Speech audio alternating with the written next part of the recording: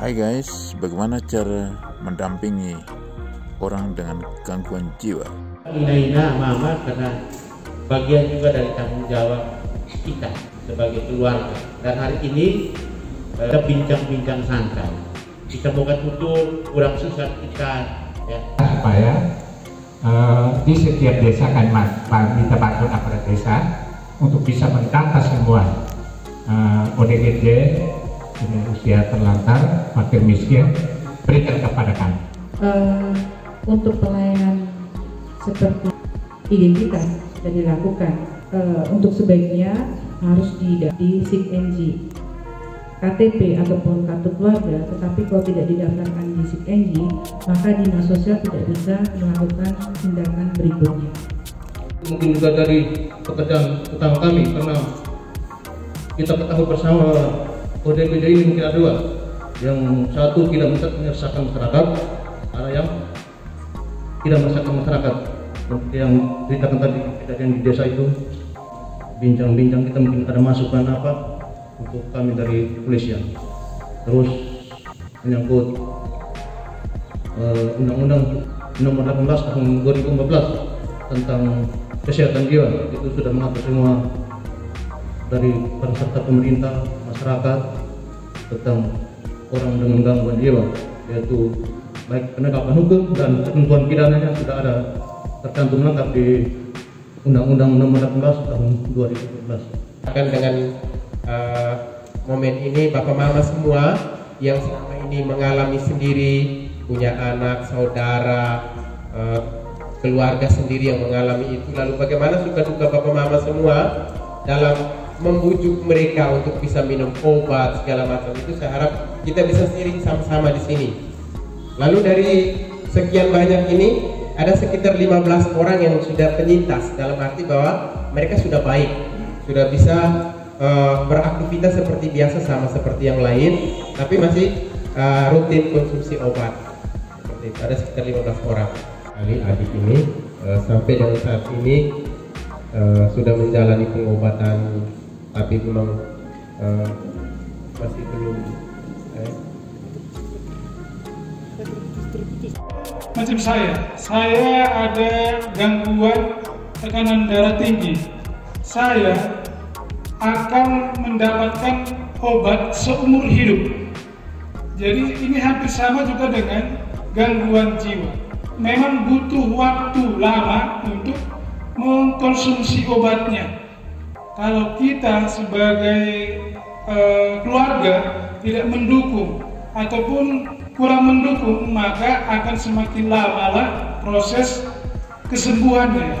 Kesembuhan di sini artinya bukan hilang sama sekali penyakitnya, tetapi kita anggap dia sembuh, bahwa dia sudah bisa melakukan aktivitas secara mandiri. Artinya dia bisa memperhatikan dirinya, kapan dia makan, kapan dia mandi, bagaimana dia bersosialisasi.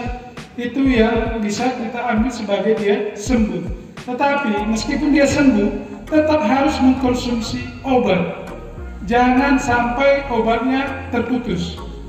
Nah, untuk dinas kesehatan, kami yang bertanggung jawab untuk ketersediaan obat.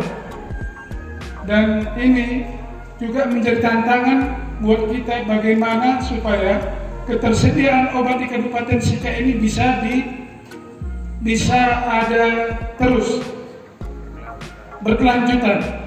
Obatnya harus dikonsumsi seumur hidup, tidak boleh putus. Itu penting sekali, karena dia memang harus dengan obat itu baru dia punya mekanisme saraf di otak itu baru bisa nyambung dengan kita. Mereka ini istimewa karena mereka punya di dalam otaknya itu tuh ada yang mereka dengar suara yang kita tidak dengar, mereka dengar. Suruh mereka buat ini, buat itu ada di mereka punya di dalam kepalanya. Itu ada di dalam kepalanya suara itu. Dalam istilah medis disebut halusinasi. Itu sesuatu yang orang kita lain tidak dengar, tapi mereka dengar. Dan itu sangat mengganggu mereka karena yang suara itu sangat memaksa mereka untuk melakukan sesuai dengan yang diperintahkan. Mereka tidak bisa menolak. Mereka tidak punya kuasa untuk menolak suara-suara itu. Itu yang terjadi, itu yang harus kita pahami dulu. Kalau mereka mengatakan bahwa kami dengar orang bisik begini, itu tuh bukan berarti jangan berpikir bahwa ada tetangga atau orang lain yang buat mereka segala macam, tidak. Tapi itu suara yang ada di dalam mereka punya kepala. Nah, selama ini yang saya sering tangani, saya bilang kalau suara itu dia omong sesuatu yang baik, boleh terima, boleh ikut. Tapi kalau itu suruh kamu sesuatu yang tidak baik, kamu harus lawan, harus bantah. Hardik suara itu dengan cara misalnya ngomong gini, pergi kau, saya tidak mau dengar kau. Dan itu harus mereka mempunyai kemampuan untuk melawan suara-suara itu. Seperti itu. Jadi ini saya kasih gambaran untuk kita semua. Kalau mereka bilang kami lihat atau kami dengar, itu yang mereka lihat juga karena halusinasi, dari halusinasi penglihatan. Itu sebenarnya memang sesuatu yang tidak ada menurut kita, tapi itu menurut mereka itu ada. Jangan bantah Bapak Mama. Kalau mereka bilang mereka dengar, kita tidak boleh, saya tidak dengar, kau tipu, tidak boleh. Itu menimbulkan keributan dan mereka bisa marah besar. Kalau mereka mengatakan ada dengar suara, tanya, suaranya seperti apa? Ingatkan dia bahwa kalau itu suara baik, kau boleh ikut, tapi yang tidak baik kau harus lawan. Kau pasti bisa lawan itu suara. Kita harus menguatkan mereka untuk melawan suara-suara dari mereka punya kepala sendiri. Sendiri juga salah satu orang yang harus membantu keluarga untuk membeli obat.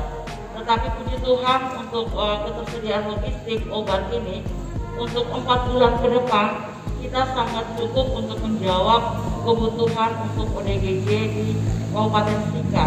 Sehingga kami minta kepada Bapak Ibu untuk bekerja sama dengan petugas kami yang ada di puskesmas supaya ODGJ yang ada itu semuanya mereka minum obat setiap hari.